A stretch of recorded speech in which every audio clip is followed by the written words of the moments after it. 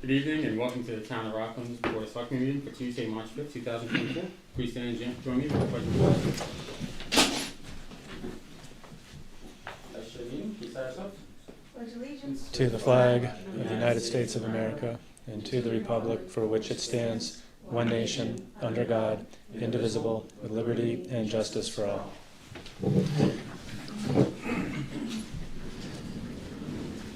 Please be advised that this open meeting is being broadcast live and recorded for playback by WRPS at youtube.com/WRPS Rockland. Please go to WRPSRockland.com for further information. First on the agenda, community announcements. Doug? Thanks, Mike. Two quick announcements. First is from the town clerk, Liza Landy. Just a reminder to residents that all dogs must be registered with the town annually, and dogs need to be registered by March 31st to avoid late fees. One can register in person, by mail, or online. And then secondly, I think the community knows, but I'll highlight again, and some of you may want to touch on this later in your remarks. We're having a 150th birthday cake celebration for the town this Thursday, March 7th. So I'll just read the flyer that has been put out. Join us. All are welcome at Town Hall to celebrate Rockland turning 150 years old. Enjoy light refreshments and a Montilio's birthday cake. We look forward to seeing you. And again, it's here at Town Hall, Thursday, March 7th, 11 a.m. to 1 p.m. Everyone from the public is invited, and the cake was generously donated by Montilio's Bakery. That's all I have. Thank you, Doug. Next on the agenda, minutes. I'll entertain a motion to approve minutes from our 2/20/24 meeting. Motion to approve. I got a motion. Do I have a second? Second. Motion and a second. All those in favor? All those opposed? All those abstaining? Thank you, Tiffany. Next on the agenda, under new business, one-day liquor license, 4th floor artist, Sandpaper Factory, 83 East Water Street. Mr. Rosa, welcome back. Coming quite the regular in attendance for these meetings. Thank you, Select Board. I appreciate you allowing me to come back again. It's 2024, and this is the first of many of our food and art nights that the fourth floor artist puts on at the Sandpaper Factory. And as such, we are seeking a one-day liquor license. Okay. Anybody have any questions, comments, concerns for Rob? No comment. I hear really good things about these soirees that you throw. We're trying. Yeah. You know, it's a great venue. Here it's a lot of fun. What musical acts are you having? For this one, it's just going to be, honestly, it's going to be my Spotify playlist. Oh, For this great. one, it's just very simple, very That's scary. easy. Yeah. No. This is I've good. heard your This is- playlist. I know you have. This is the smooth jazz. Okay. This is smooth jazz. This is family friendly. Okay. So Can you tell us a little bit about the theme, Centerfold? yeah, I'll be honest. I was a little bit nervous about it. I didn't know where she was going with this when she first brought it to me. And as she started talking about it, Kathy Dugan, she's the art director for it. The scent of hope. Again, I didn't know where she was coming from until she sat me down and talked to me. It's the change of seasons from winter to spring. Winter is traditionally everybody's down in the dumps. You can't do anything, and unless you are nothing but skier, snowboarder, and there's really not a lot that goes on in the winter. This is the change of seasons, and as spring comes in, you see the flowers growing and the hope of something new and something better for the remainder of the year. That was her idea, that was her thought, and that's what she has tasked me with helping her bring to life. So, as the gallery coordinator for the fourth floor artist, this is going to be interesting. It's not my wheelhouse, so she likes what I've done so far. So we're happy. We're definitely happy. Okay. I'll entertain a motion to approve. Motion to approve. We got a motion. Do I have a second? Second. Motion. All those in favor? Thank you, Rob. Thank you. Thank you, Select Board. I appreciate it. Okay. Next on the agenda, state legislative update. Senator John Keenan and Representative David DeCoste. Gentlemen. Good evening. Good evening, guys. Welcome. Appreciate you coming down on Good to be here. on primary day. Yes, a little raw out there, a little chilly. Yeah.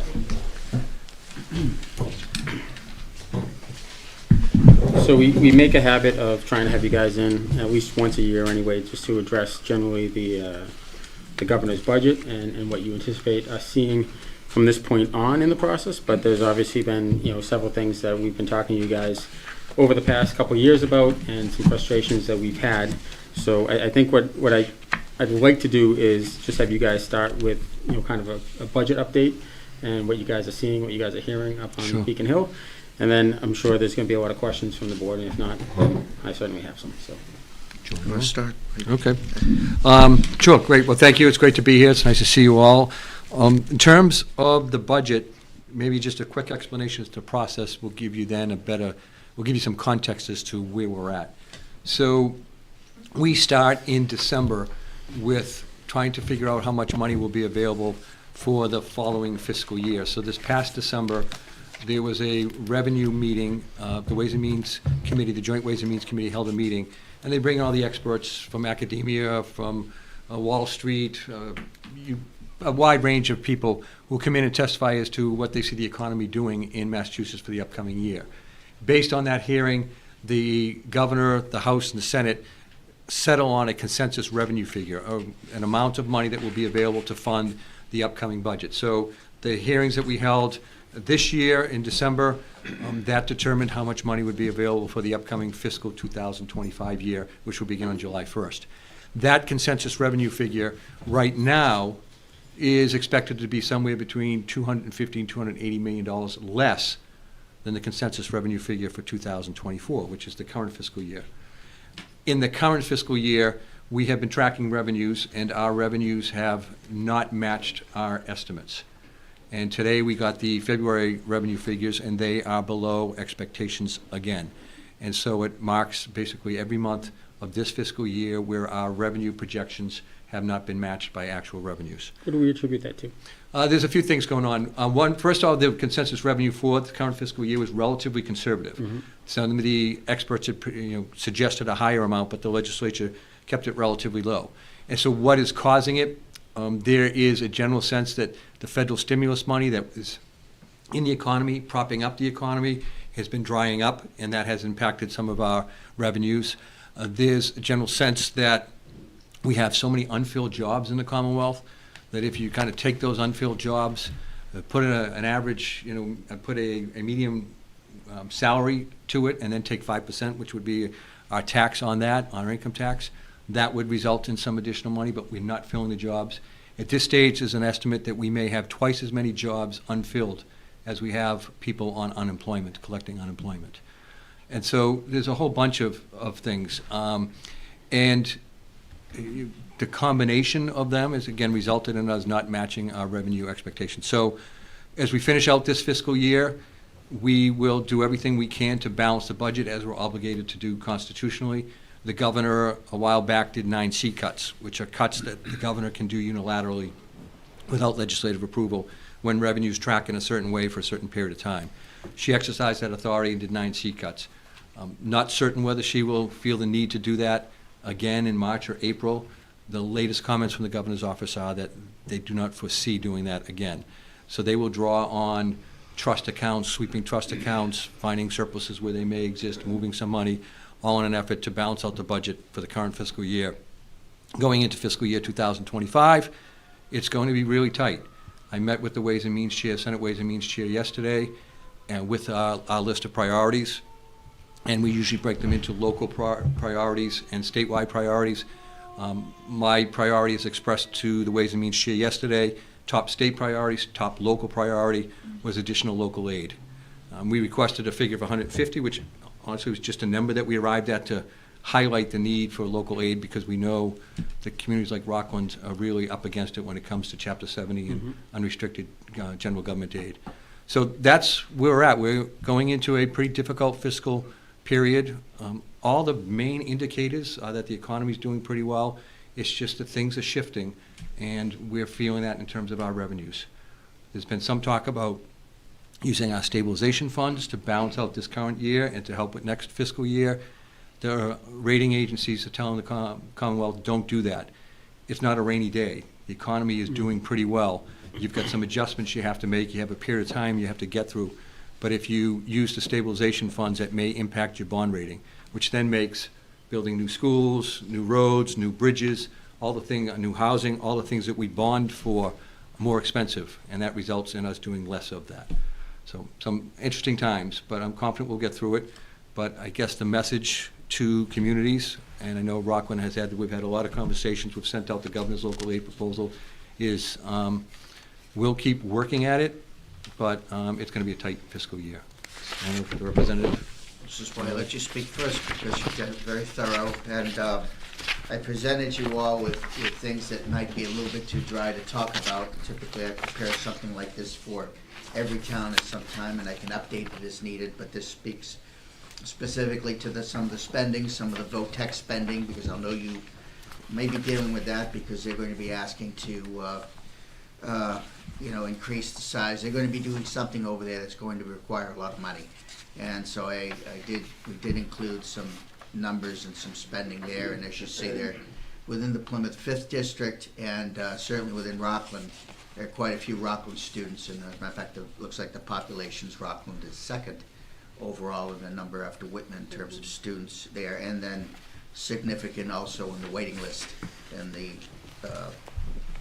to get in, which I guess the waiting list last time I asked was about 150 individuals as of a few weeks ago. As with Senator Keenan, I met with our chair of the Ways and Means today. We asked, in this case, we tend to ask for local funding, and I always go heavy with the special education English learning work. So, we coordinate with the senator's office so he knows what we're doing and we're not overlapping. But, as first elected, Dr. Crone presented the needs, and it hasn't changed. They have a great team that addresses special education and their early learning at a very young age, so that problems are addressed early and they're able to get the kids firing on 16 cylinders by the time they're in the third, fourth, fifth grade, and everything is addressed at a younger level, and by the way, bilingually as well. So that is those are always my two earmarks, and we had other earmarks locally for other towns. We will work together on the VOTEC, and we will also, I normally sign off on a small earmark with Senator O'Connor and or Representative Pat Carney, having to do with small funding for the North River Commission, because we all enjoy the North River and it's free, and they have a small patrol that makes sure that during the summertime people are not doing bad things, and people who might be in need of help, there's some presence there. It is essentially in the Army what we would call a presence mission, but they're there quite a few, and they have stopped some bad things from happening and helped some people who are in need, and they'll continue to do so. I kind of hit most of you, I think, with a lot of, there were questions that we've had regarding possibilities of possible repercussions for leaving MBTA communities, and that has come up a number of times. So I have sent you kind of a one over the world listing of what possibly could be jeopardized. I don't need to send along what's going on with Milton. There's probably something instructive there, and sorry to interrupt, but since you brought that up, and I mentioned it as one of the things that I'd like to talk about, and I think we as a board saw this coming the last time you guys were here, where I said that it appears as though the relationship between the state and local government is becoming more and more adversarial and more threatening, in the sense of, you do this or else, which is not the way a healthy relationship is supposed to exist between the two.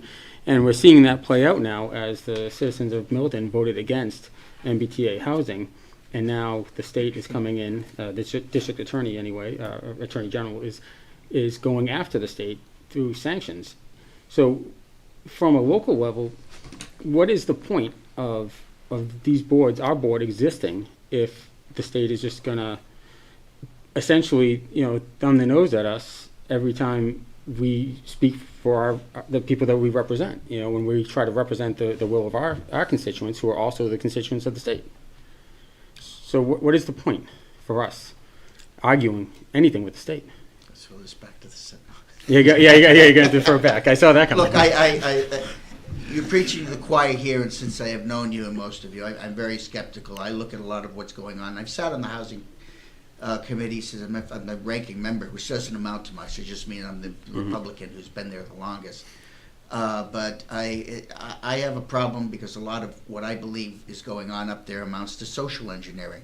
I think every one of you have heard me use that term either in conversation or here before the board. The senator might disagree, but they have a number of goals there. I think that they are poorly thought out, poorly planned, and I will give you a specific example. When they came, and this was under the Baker administration, the prior administration, they had a number of plans that they're going to implement here that, they had broad population goals and housing increases and so forth. Nothing to address where these people were supposed to go. In other words, they could not tell you how many Medford was supposed to have, how many Rockland, how many Western, just nothing. No plans, no allowance for water, no allowance for environment, no allowance for traffic.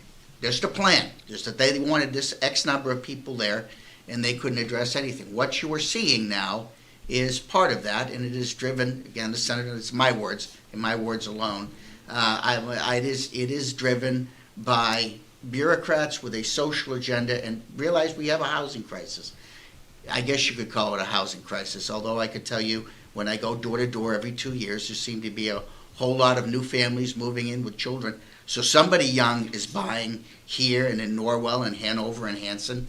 And it seems to be working. Granted, are there some avenues of the population that need to be serviced better? Yes. And by the way, one of the things that we're not doing, and it's very frustrating, and I can tell you, because I had this conversation with one of the people in the other party and way over the other side ideologically, and I think there's a great deal of frustration of what we're not doing is helping our housing authorities, which from my estimation provide real low-income housing or real affordable housing, and it provides it for sections of our demographics that are the most in need, namely the elderly in many cases and people who are developmentally disabled who are capable of independent living.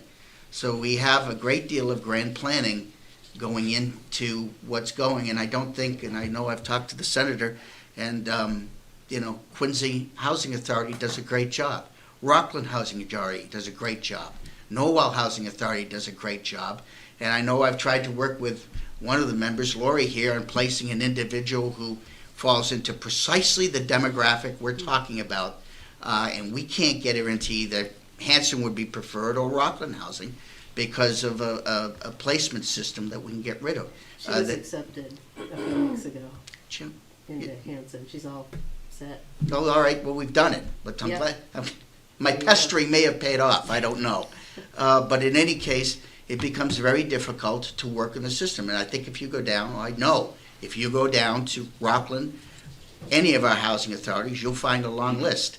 So not only are the methods, I agree with you, problematic, number one, I think the motivations are problematic too, and there's a great mismatch between where we should be spending money and where we know is effective. And I don't know a single member of the lower house that would disagree that their housing authorities, number one, are extremely effective at what they do, could be doubled. I think in the case of Norwell's not one to embrace low-income housing necessarily, but if you tried to double the size of the Norwell Housing Authority, taking over St. Helens or the buildings to the either north or south, I don't think you'd have a single objection. Matter of fact, I'm sure you wouldn't. And yet that type of objection, because of bureaucratic and the way the system is laid out, it's very difficult to do things like that. So back to there's nothing you said I disagree with, and as a matter of fact, one of your sister communities in Hanover, they've used the term blackmail, and I think that's in some ways blackmail. It is. But so I did not want to be totally negative, but certainly the housing authorities is someplace where I think there's a huge mismatch in terms of where money is going and where it ought to be going. Yes, so, I agree with the representative. When it comes to placement within housing authorities, the process of getting a unit within a housing authority, it is an absolute total mess at this stage. They moved over to a more statewide approach with a new computer program. It has not worked. Members of the legislature have worked and found some funding to basically have the Department of Housing and Livable Communities, take a look at that. It's time for that to change. In terms of what's next for housing authorities, they absolutely provide critically important affordable housing. The housing bond bill that was introduced by the governor, that was just reported out of the Housing Committee, will go now to these bonding committees. That does include a pretty sizable commitment to housing authorities to, one, upgrade their infrastructure, electric heating systems, plumbing systems, roofs, doors, things of that nature. There's substantial funds in it for that.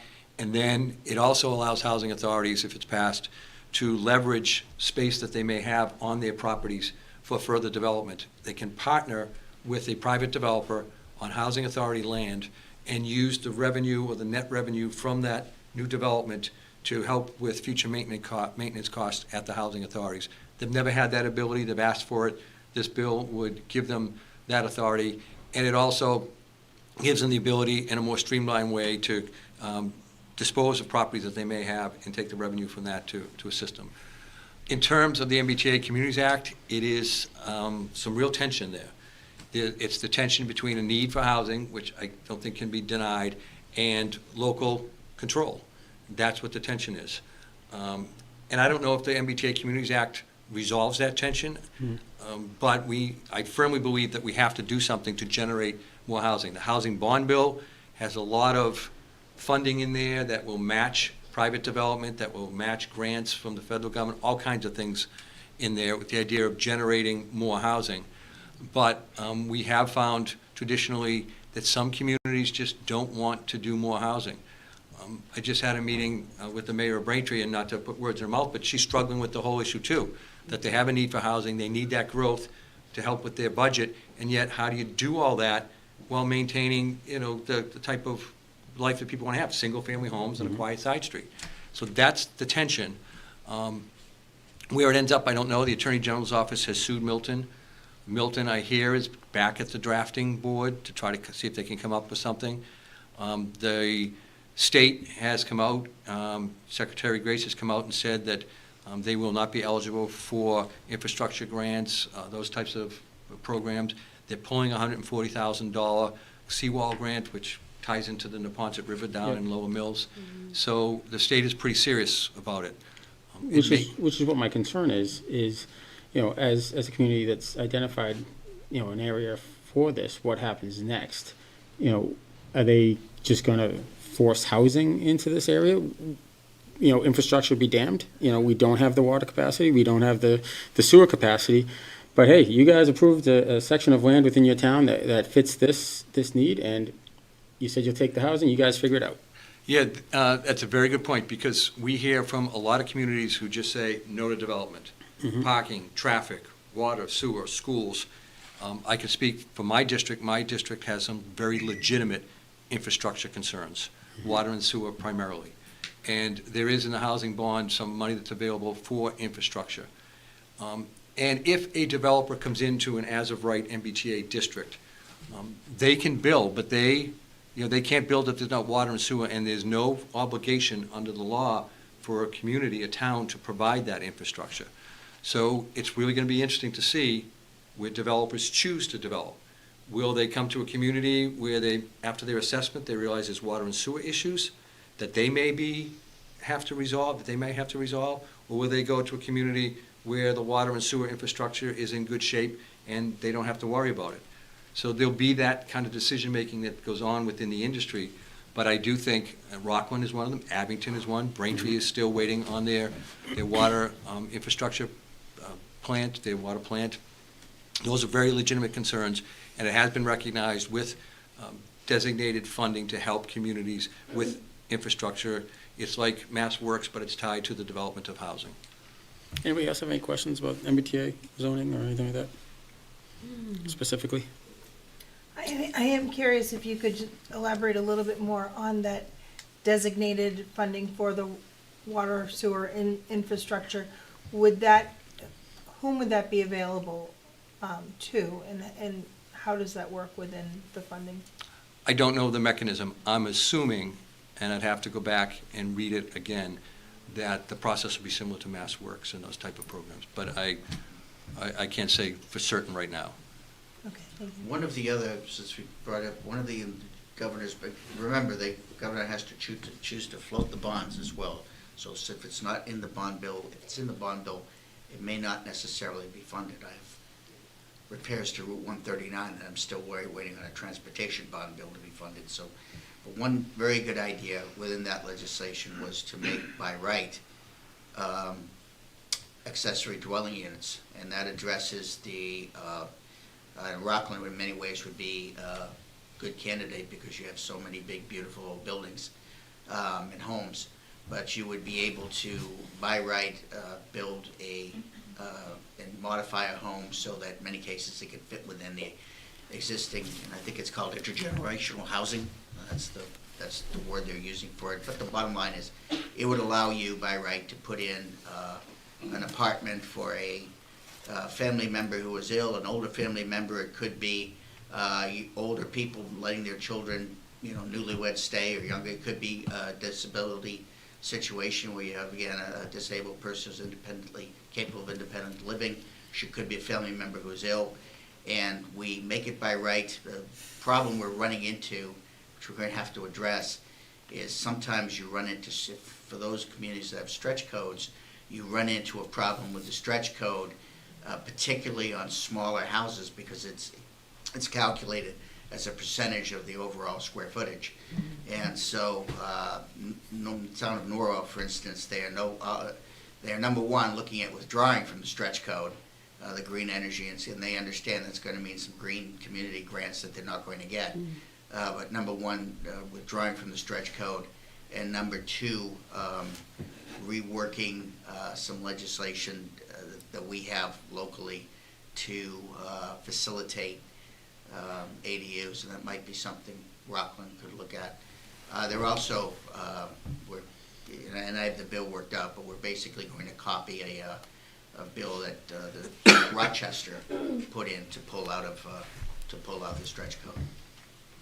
So going back a little bit to, I guess my overall feeling about the legislature not really, caring necessarily, or maybe not the legislature, but the governor's office not really caring, bureaucrats not really caring about the will of the people. Yesterday, myself, Town Administrator Lapp, and Fire Chief Duffy testified in front of the legislature to speak about the special act to withdraw from civil service. It's an issue that came up on the ballot, on the warrant for town meeting, where the residents of Rockland voted to leave civil service. And, I think Doug said in his presentation that we're being held hostage. The chairman disagreed with the term hostage. However, thinking about it, we asked to leave and we're being told we can't. That's pretty much the definition of being held hostage.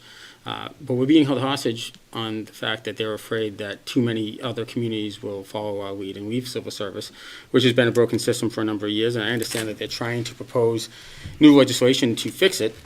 And our argument was, well, let us out, and if you guys can figure something out, then, maybe there's a chance you come back. But in the meantime, we've got a plan in place to address the needs of the Rockland Fire Department and represent the will of the Rockland residents. Obviously, Dave, you were on that panel. What are your thoughts on where that panel is going and what our chances are of having actually been heard with what we had to say? The honest answer is probably no community among the 18 who are in the queue are going to be, I think everybody's going to be swept into this new system.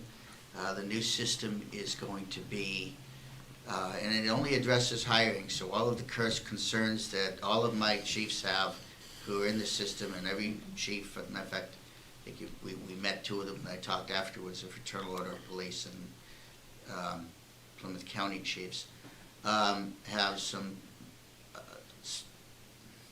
concerns about administration and especially discipline, the turnaround, the personnel who are available to adjudicate, and that has been, since I was, again, it's something since I was sworn in, I have been on this committee. And I asked to be on this committee in part because of civil service, and what I thought was a direct attack on veterans which I don't think is from Rockland, but it is absolutely from some communities,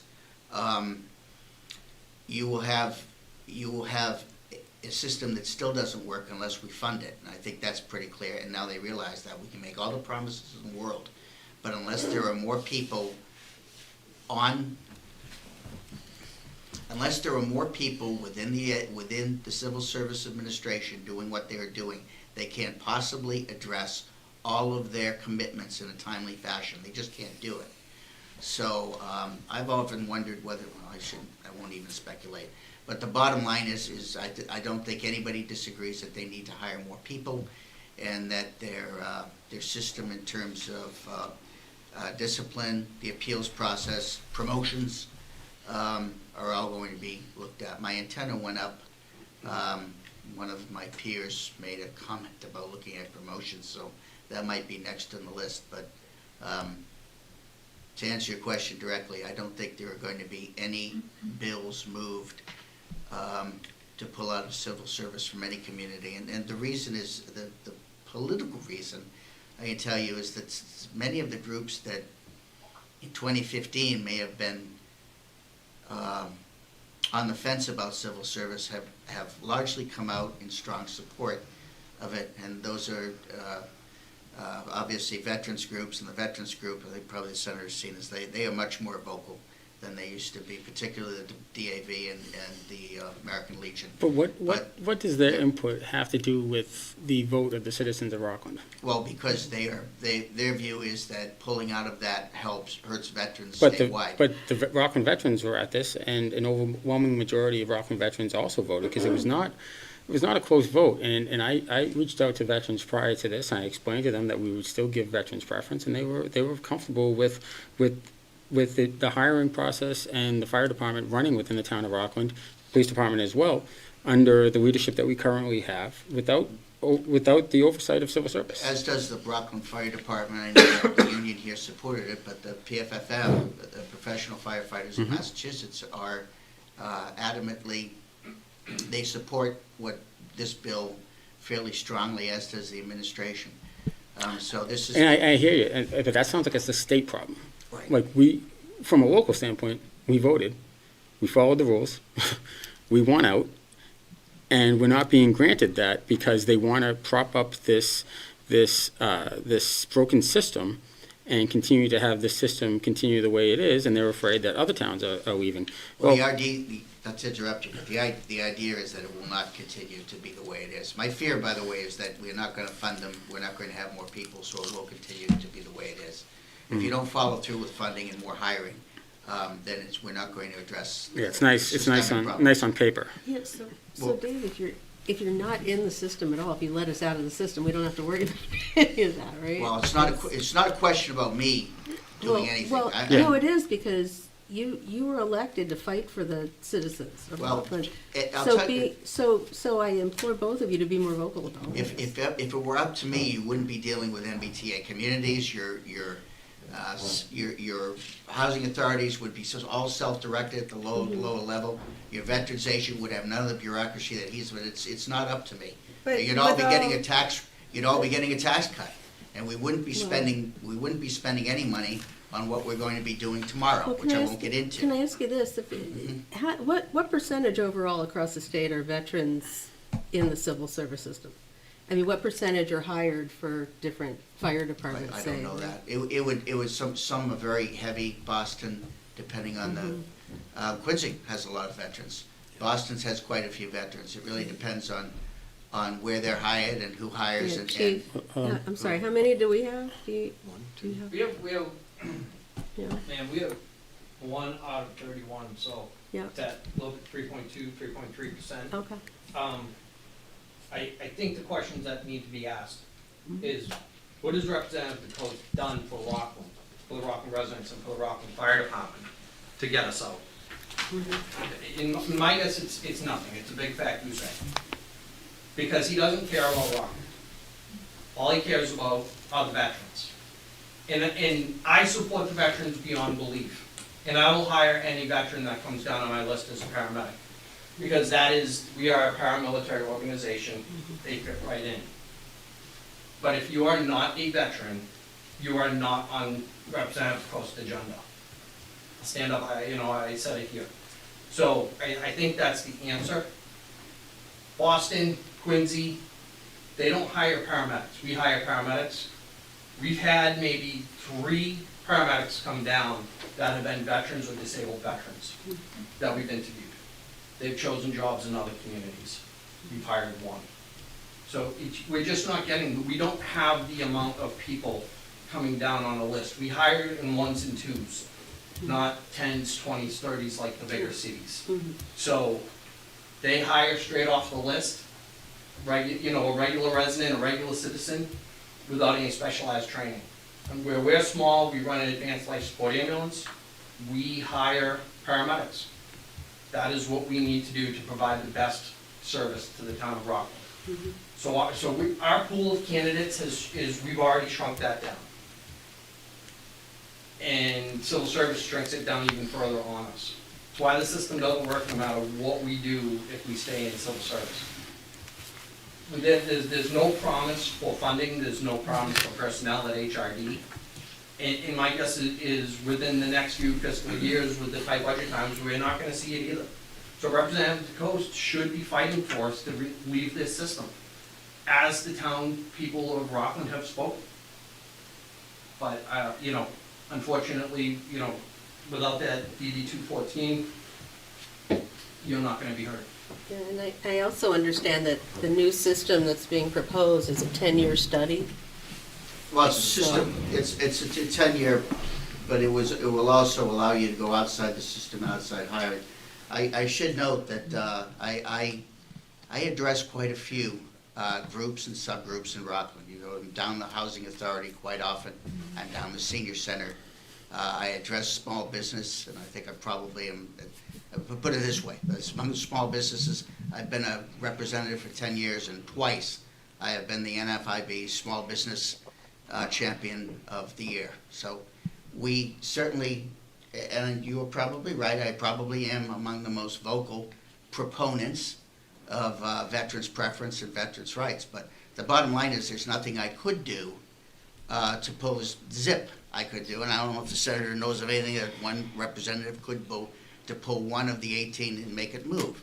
But we are certainly very definitely pro-veteran, and as regards other, I think most people who are listening understand, probably the most anti-40B representative in the legislature, and I am very glad that we are working and continue to work against, for instance, developments like Shingle Mill, developments like River Marsh along the North River, Simon Hill. So for those individuals, I think I represent the population as best I can, and all the population. Well, but certainly the veterans have a champion in me, and I am very proud of that. Oh, I get that.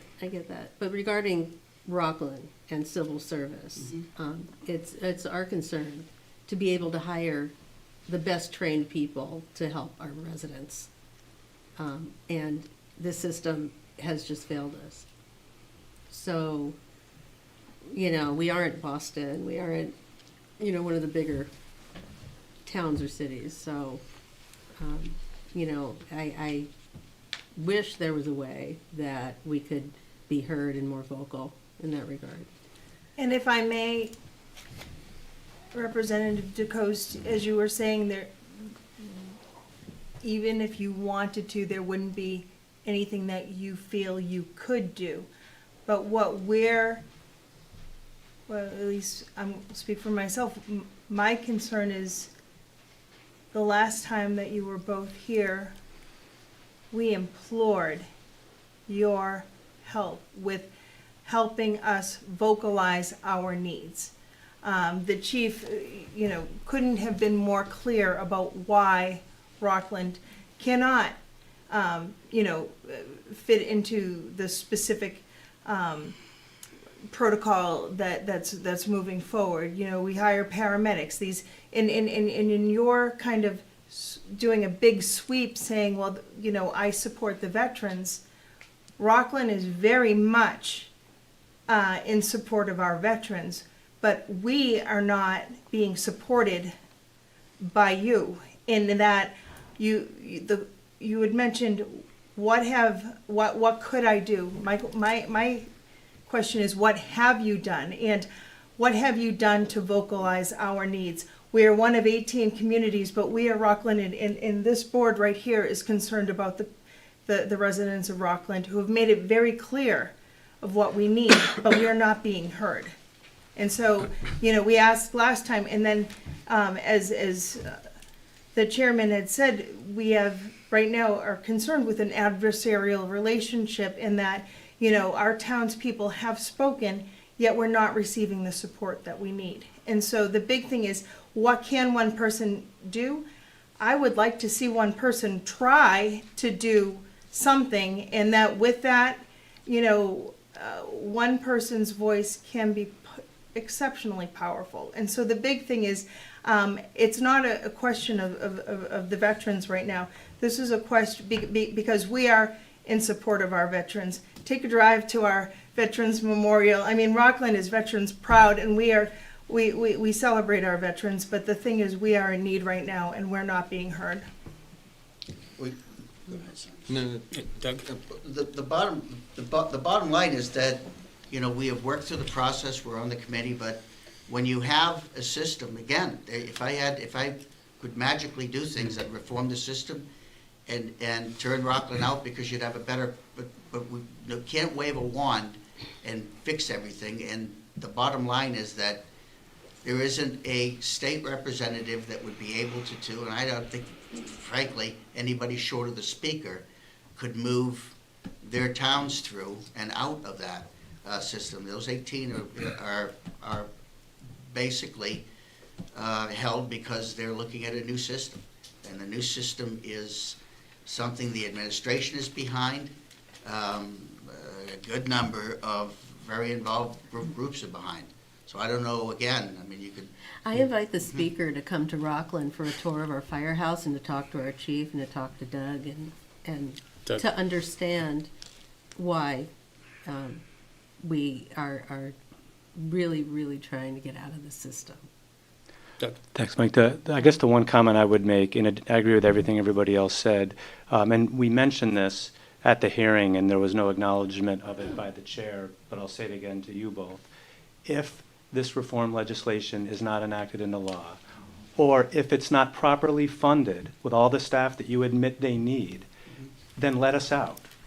That's like, I think, a very reasonable request, right? If the reform legislation isn't passed, or it's not properly funded, there should be a strong effort on your behalf to then let the towns out, because Plan A didn't work. Do what the voters have asked to do. And I just want to echo again, I've never been in a town that supports veterans as much as Rockland. For Rockland, the veterans' concern is a red herring. We don't pass over veterans. Through the civil service system, we only have one veteran in the entire department. It's a red herring for Rockland. And I don't care about the other towns, I care about this community. So again, I would just ask you, if it's not passed or if it's not properly funded, it's a reasonable request to let us out. Thank you for that. Thank you. Sure. Thank you. First, I want to thank you for coming into State House. Was it yesterday, right? Yes, Yeah. it was. It's been a long weekend. It's been a long day, a Tuesday. long couple of days. I had a chance to watch the video of the hearing. I think the fact that you came in personally and were the only ones there representing a town to come in and personally testify on it, I found to be impactful. Based on the exchange between the chief and the questions I'm not sure the chair of the committee found it to be as impactful. But I do want to thank you for coming in. In terms of the likelihood of the bill passing, I agree with the representative. It's an uphill battle. But there are a couple concerns out there. When Doug had contacted our office with the bill that Senator Brady had filed that would exempt civil service communities that went into civil service by way of a town vote from getting out, prevent them from getting out by a town vote. And that triggered with me, I felt an obligation to do a little bit of research as to how Rockland got into civil service, particularly with the fire, and Doug and town council were very helpful. We had a good conversation about that. I was hoping that because police had been able to pursue it in a certain way, I was like, oh, this is great. This bill highlighted that there's another way out, and fire may be able to do that. Not to be done because of the way that the town adopted or entered into civil service. So that avenue was closed. And then in terms of your testimony, and in advance of that testimony, I reached out to Senator Brady, who was the Senate Chair of the committee, and I expressed to him, excuse me, my concern that this 50-50 wasn't the answer, and I didn't think it was going to go anywhere. He explained the rationale behind it, the thought process behind it. I've looked at the bill twice now. I think I'm going to have to look at it another 5 times to get a sense of what it means. And I know the chief shares that frustration as well, as trying to, he's got some thoughts on what it means. He raised them at the hearing, and I think the response that he got back might not be accurate as to what. I was going to tell you that the chairman of his own, that drafted the bill didn't even know the information. Right. So, And I have some real concerns about this bill, that you have a new hiring, you hire under this 50-50 proposal, meaning you hire somebody outside of civil service. And let's say that person's on the job, and just imagine that person has some sort of a interaction with another firefighter that results in there having to be some sort of disciplinary action. What's the process in that case if the one firefighter was hired under civil service and the other one wasn't? Does one go through the disciplinary process of civil service and the other one doesn't? So I use that just as an example to highlight that I don't think this bill is the answer. And I don't think that we're going to get to the point, despite the best intentions of everybody, and the rep has been involved in the commission and working on that. I don't think we're going to get to any sort of consensus other than this 50-50. And my guess is that's what's going to come before both the House and the Senate at some point. We're going to have to make a vote. In my office, we've already talked about, okay, what will we have to do in terms of amendments to try to help the communities in my district, specifically the town of Rockland. I will be quite candid with you. The real struggle on these types of bills is a sense that if you let one community do it, others will follow suit. So when you look, I'm chair of the elections committee, when we have some communities come in and want to do ranked choice voting, the concern in the legislature is if you let one community do it, then you might have 15 communities do it or 30 communities do it, and you'll have 30 different ways and 30 different communities on how to tally election results. On the MBTA Communities Act, if you let Milton out of the requirements of the MBTA Communities Act, will others follow suit? And then what does that mean in terms of trying to come up with a cohesive housing plan? If you let Rockland come out of civil service, what does that mean for other communities that are looking to come out of civil service, and what will that impact be on efforts to reform the civil service system? That's the real struggle here. I wrestle, be perfectly candid, sometimes between a home rule petition at the local level and statewide policy. It's a constant struggle to figure, okay, what's appropriate here. And we saw it in cannabis as well, the town's issues with the cannabis bill as it ultimately was changed. On this case, I will tell you that I have found the logic, the reasoning, and the presentation as to why Rockland should be out of civil service compelling. It is unique. We talked about the city of Quincy, which I represent. They're in civil service. Seldom do they get beyond the veterans on the list when they are hiring. If they have multiple hirings off of a list, the first list may be all veterans. The second time they hire off that list, they might get into civilians, non-veterans. But many of them are veterans when they're hired in the city of Quincy. They're not a paramedic department. Being a paramedic department, I think, is very unique. And I didn't understand that distinction until I can't remember whether it was Doug said it or the chief said it, that I said, well, how coming out of civil service would that make it any different in terms of hiring anybody? And the response was they could approach paramedics and say, do you want to come here? We pay well, it's a good department, good benefits, you get into this retirement system, you're probably going to do better than you would if you stayed with the private company that you're working. And they can do that without the person saying, yeah, but I have to take the civil service exam, which means I would have had to live in the town the year before taking the civil service exam. I'm not eligible for that. I don't want to waste a year coming, away from where I live now to come here just to get on and take a civil service exam. It takes all that out, and it gives the chief the ability to say, you're an outstanding paramedic. We want to hire you. You don't have to meet residency things, you don't have to do all that. We will hire you, put you through the academy, and put you to work. And that I found quite compelling. And so I'm at the stage where I still don't know, I agree with the representative, what one voice will do. I've spoken to the chair, the Senate chair of it, expressed my concerns, gotten some inside information, not inside information, but information on how many bills are there, what he's thinking in terms of this 50-50 proposal. I don't think it's going to work. And if that's not going to work, and it's going to take a substantial period of time before any major reform happens, I think the logic is, why can't Rockland get out? And I How are the know other that, 17 communities? I'm sorry, I yeah, don't mean to and I interrupt. know that, Well, I mean, yeah, but we're here for us. you know, I know that the I know, but they'll have to fight PFFM that, yeah. is going to, worry about that, and my response is going to be, I don't think there's much hope for civil service being reformed. And I think your argument that, this is a 10-year, this law, this 50-50 proposal is 10 years, well, let us come out, and if within 10 years you fix it, maybe you Yeah, come back in. Indeed. Yeah. So I just want to say that I have found the arguments compelling, clear, logical, and persuasive. With all that being said, I will continue to reach out to the Senate chair on this, express what I feel about it. But I agree with the representative that we're a body, ultimately a legislature of 200, and we are somewhat top-heavy when it comes to decision-making. Leadership has a lot of say. And if leadership doesn't want to do this, it's not going anywhere.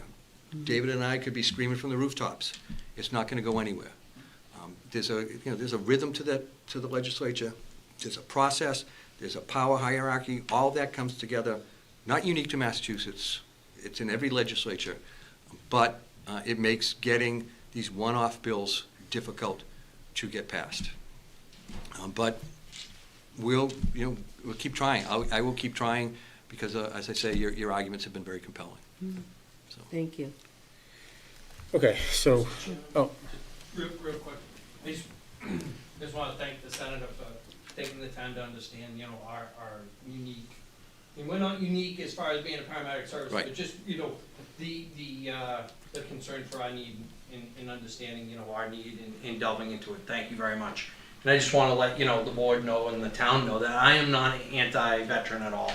And I would love to have a department full. So I think where my comments were earlier were not against the veterans, so thank you. And if I may say, the representative here took a little fire. He is truly one of the strongest, if not strongest, advocates for veterans at the State House. And you kind of have somebody who specializes in this, strong advocate for this, strong advocate for this. The work that he does is well received, and he deserves credit for that. so with that, I want to go back to the Chapter 70 within the budget. So recently, our superintendent, Dr. Cron, presented to the school committee. Obviously, Senator Keenan, myself, and Town Administrator Lapp were on a conference call with you a couple weeks back to talk about the Chapter 70 issues as it pertains to the budget. One of the things that I took out of their meeting from the other night, I had a couple notes, was that the state granted providers for out-of-district transportation an 18% increase in tuition over 2 years, where we can only raise taxes at 2.5%. So what's the state's thought process on taking on special ed transportation costs? Because we're looking at a out-of-district transportation cost increase of 91% this year, which is out of control. So the 766 schools are special education schools. Schools that every community, most communities send students to if they cannot provide the education within district. And two frustrating parts to that. And then I guess I'll start with a statement. These schools are phenomenal. The work that they do is absolutely, positively incredible. I have visited a dozen or more over the last few years. I've established a very close relationship with Granite Academy in Braintree. We get students from there coming into the State House for Student Government Day. They do phenomenal work. And it's life-changing not only for students, but for families.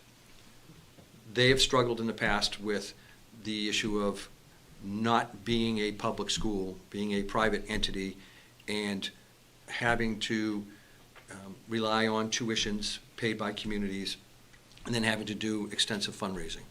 And the combination of tuition paid by communities and extensive fundraising was not sufficient for them to offer the quality of education that they'd like to offer. For those that need transportation, if it's a non-residential school, the transportation becomes an enormous issue. And it is the uncertainty of that I know frustrates local communities. Rockland has suggested more than once, and I think it's a really good idea, and we have had discussions in our office. We have had discussions with the Education Committee Chair and his staff on the Senate side. And their argument is, Dr. Cronus, you've got these students that go from this community perhaps to that community. They have to be transported here, transported there. They may move into a community and then create an unexpected budget increase. We know who they are. We know how many they are. Why do we give the money to the schools and then they have to try to budget on an uncertainty, or they have to budget on uncertainty? Why don't we take it over at the state level? And that has not been discussed to any great degree, as far as I know, at the state level. But I think it is one of those things that makes perfect sense. Rather than send this money to Rockland, this amount there, this amount to this community, this amount to that community, tuition's here, tuition's there, and all that ends up shaking every year or 2 years, depending on how students move. Again, we know who they are. We know that they're in the Chapter 766 schools. Why don't we just move that funding to the state? Same dollars, and just take away the uncertainty of Just budgeting. deliver receipts at the end of the year. Yeah, take away the uncertainty of the budgeting aspect of it at the local level. So we have started to raise that. As far as I know, again, it has not been raised, but I think it's a very valid point. When you look at the amount that Rockland pays in transportation, and that's the other part of it, and I kiddingly said, I'll do it. You want to pay me $200,000? Yeah, anywhere, yeah. I'll do it. And I don't know what drives Well, some of that it is cost. $700 a day per student. Yes. That's I don't insane for know transportation how that is costs. procured. I will look into that. I don't know how it's procured. Yeah. I don't know the answer to that because I haven't looked into it in the past, but this is prompting us to do a little bit more research on how this is done. But I want to strongly support those schools, but also recognize that the uncertainty of the funding at the local level is a budgeting problem for communities. They bear the brunt of that cost. It's unexpected, it's uncertain, and it puts a real, it creates some real budgeting issues. So that point has been made very clearly by the town. So coming into this school year, the school, did an exercise. Obviously, we condensed the number of schools, so, you eliminate some redundancy in staffing. And so they came in $829,000, I believe, lower as far as their salary line goes.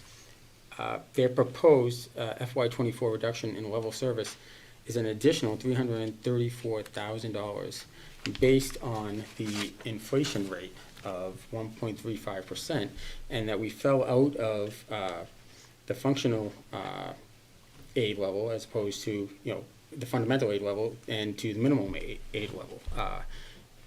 What do we see as far as increases in that? Because last year I think it was at like 4.5% as the what's the word I'm looking for the inflation formula, the inflation factor.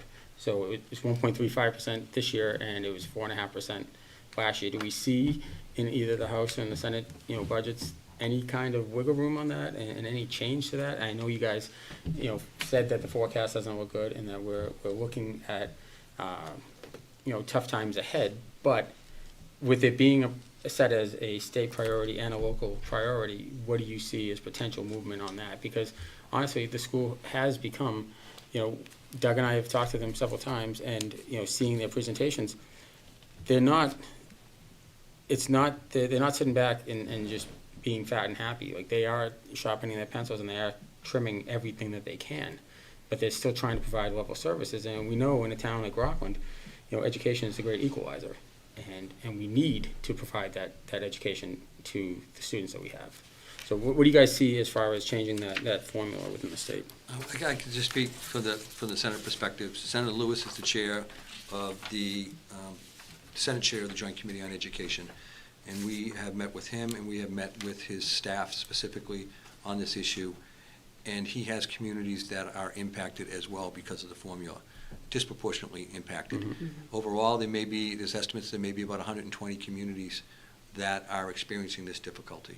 And so when we talked about, the civil service, there's 17 communities that are looking to get out. When you talk about something else, there's a limited number.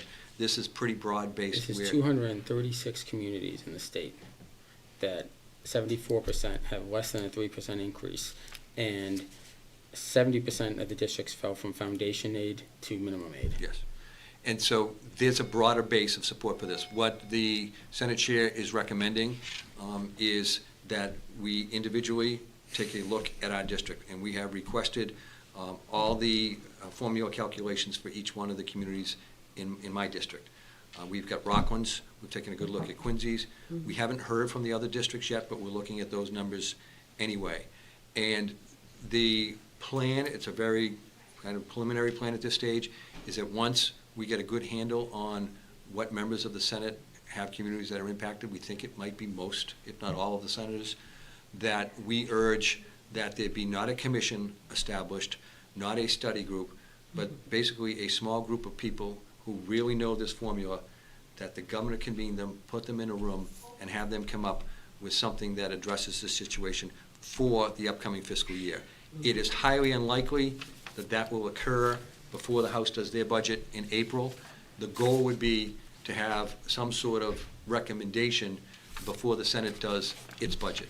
Now, that dollar figure may be so high that it can't be addressed, but there might be a way to do it. That's just the nature of the discussions. There's nothing concrete on it, but that's what we've been working on in my office to try to bring some attention to this matter. And I've told the town administrator, the town officials here, I've told the mayor in Quincy, there may be a time when we call and ask that you pick up the phone and call the governor and say, hey, there's talk about this group, small group convening. We're in support of that. Something's got to be done. It's not quite there yet, and we might do something other than that, but that's what the general discussion has been over the course of the past 2-3 weeks, and that's where the meetings have been. I'll give you an example, and in Quincy, they've got a different issue relative to the formula. But they're going to meet with DESI. We're meeting tomorrow, I think it's tomorrow, on a Zoom call, because we said to Quincy, you've got some issues with the formula. You may not even know it right now, but you've got some issues as well. And so they're going to meet with DESI and ourselves and my office, me and my office folks, and really take a good look at the formula. Rockland's, Rockland is clearly aware of it. Rockland has done the hard work on this already, and so they have brought it to our attention before any other community brought it to our attention. And so that was helpful to us. I will just add that within my caucus, that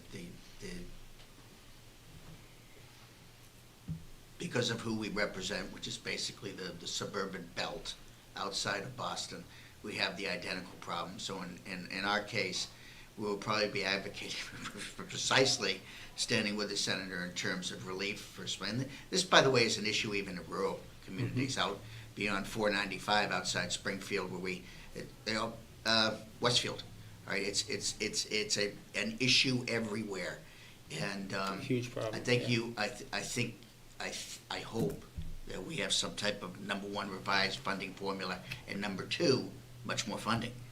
And I know that certainly the individual who will sit on any committee with any conference committee regarding the budget, which is Representative Smoller from Sturbridge area, he will certainly be advocating for that, because his area is hit just as hard, maybe even harder. We've had these discussions. Anybody else have any questions? Okay, so I should add, just as it's kind of heartening with Rockland to the extent, because as you know, there are communities that are just coming, without naming anyone, there are communities whose budgets, school budgets, are just in disarray to the extent there'll probably be people, or maybe people arrested or under state formulas. And I'm not talking just in this area. I'm talking some of our larger gateway cities that are having problems. There's another town in this district that basically said we're over budget by over $1 million and deal with it. So I'm always very impressed at the extent that Dr. Crone and his management team manages well, and the fact that you can reference those numbers in the square footage and the reduction in line items of salary is pretty impressive. They've got a good handle on it as any community I've seen. Yeah. Absolutely. So, I think we're set with the questions. If you guys have anything you guys want to leave with us, and obviously, you guys know that the theme that we've had, and it's been growing for several years now, is just general frustration overall with our inability to effectively represent our constituents. We get excited about an idea, we pass it forward, and we think that we're making positive impact and changes, and then it just dies in the legislature, and without any reason why. And then when we ask something from the state, it's falls on deaf ears, and when they ask something of us, they don't ask, they mandate. So it doesn't feel like a partnership anymore. But I appreciate the job you guys have done, and I appreciate you guys always coming down, and hopefully you guys will be back again to join us at another point. I should add that you had two questions regarding bills, and the Senate bill, Mike, I sent to you regarding some verbiage. Yeah, and what they was had with the one question. follow-up, the question from the governor's office, wondering why we want to have the selectmen be in charge of the cemeteries?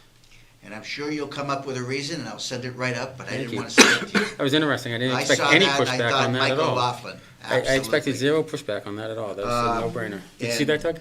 And the other, Oh, the governor's aide sent an email questioning what our motivation was to be, take the sewer commissioners, the Water, select board. you mean cemetery commission? The cemetery, I'm sorry, cemetery, yeah, not So, sewer commissioners. right. I didn't say sewer commissioners, I didn't, just in case, I Stay away didn't from say that it, one. it was cemetery, I That was said a- cemetery. So that's it, I didn't see that yet, but that's surprising to me, the question, because that's common in many other communities. was where from the highest governor's elected aide. Officials, it's just a subcommittee, it's do it the same night as a board of selectmen meeting, it's the most efficient way to do it, and The the most governor wants to know accountability. why we want to run Yeah, cemeteries. so we can write a Yeah, response, so- but it's not unusual. I think part of what it is, with the new administration, they're not as experienced in Okay. processing home rule petitions. Yeah. Home rule legislation. That's what I think it is. Yeah. We oftentimes in the past have been called on something, hey, we got this thing, what's up with it? And you kind of give them, okay, that's fine. Because, Governor Baker was there for 8 years, and so Sure. you established that familiarity Yep. with the process. Yep. This governor is new, and I think they're kind of learning this process, and perhaps being overly cautious Well, when it it could comes just to be, just reaching out becoming a from an cemetery. education standpoint, what is this about, why do they want that? Yeah. And now she finds out, the next time she gets, a petition to become cemetery commissioners, then, won't bat an Yeah, but eyelash. it's not typical. no, and the other bill to change the 4010 To select board. to select board Yes. is with the Senate, and that Yeah. will move these bills they move slowly, Mhm. and, but I Government don't and courts, yeah. anticipate any problems, and I think the next time we'll be sitting here, both of them will have been signed. Thank you, gentlemen. Thank you. Appreciate your time. Thank you.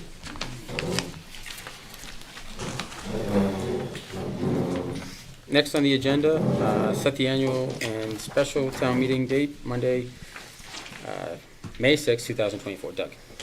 Thanks, Mike. Yep, so this is just to formalize our past practice, which is the first Monday in May for annual and special town meeting, May 6th. And then just counting the appropriate number of days per the town charter, the annual town meeting warrant will close on the 15th, and the special town meeting warrant will close on April 1st. For your next meeting, I'll have a complete list of all the warrant articles. Obviously, you can reopen the warrant, if you need to, if you think we're missing something. But just wanted to have that done formally on an agenda. So I'll entertain a motion to confirm those dates. Motion. A motion, do I have a second? Second. Motion and a second, all those in favor? That's unanimous, thank you.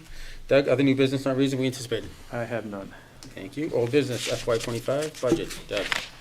All right, great. So do you have a preference if I go over the operating budget first versus the free cash and capital articles? Do you care either way? Doesn't No, I matter? see no objection, so No. we'll All right, defer well, to you we'll on that one. We'll just go, I guess, in order of what's in your packet. So the first thing would be the capital articles, free cash. And this is hot off the press, updated material from what I emailed you late last week. In the beginning of your packet, there's just some info from our financial policies on kind of the appropriate uses of free cash, and you'll see why I highlight that when we go forward. So if you go to the first spreadsheet, and it has lots of different colors on it, and I'll explain why in a minute, but what I'm trying to do here is, I should start by saying this is only general fund related departments. I'm not showing on this document the water enterprise fund or the sewer enterprise fund, because all of their articles will be self-funding. They'll, we don't have to make those decisions. Those other boards will decide what they want to do, and it'll be fully funded within their enterprise fund. So I'm not focusing on that tonight. On the second page of this document, you'll see the color key. And again, I apologize, I was just trying to think of the most straightforward way to show this stuff. So what I have here is all the requests, which total nearly $8.2 million. And we don't have free cash certified yet, but it is submitted, and I anticipate by our next meeting it'll be certified.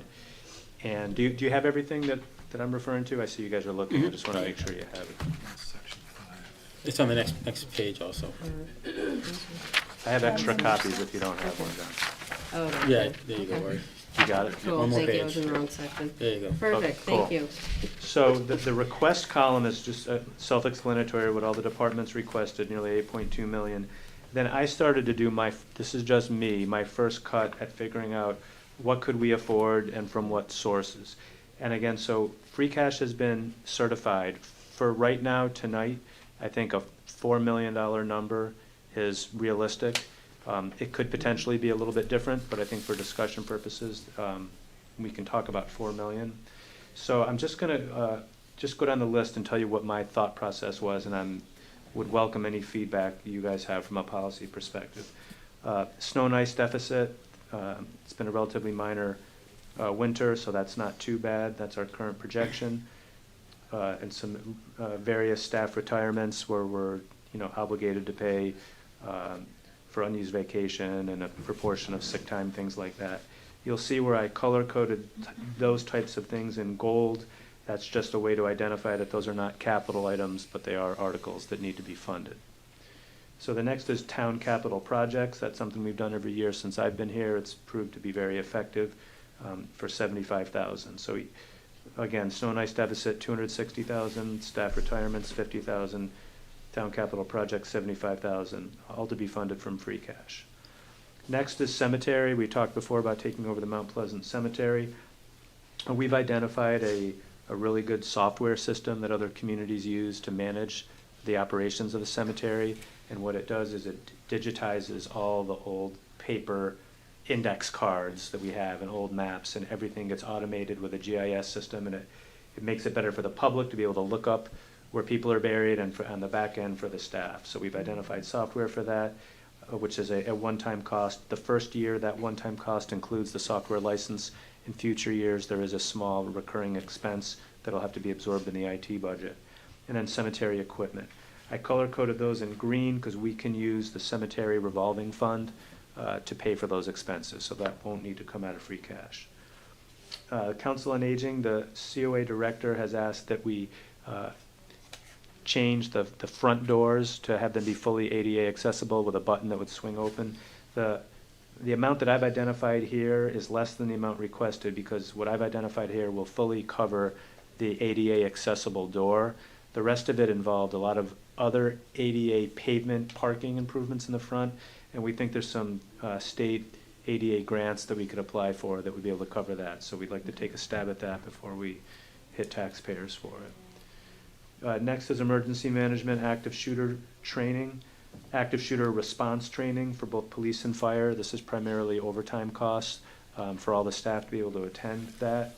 I think that's very important. That's $152,000.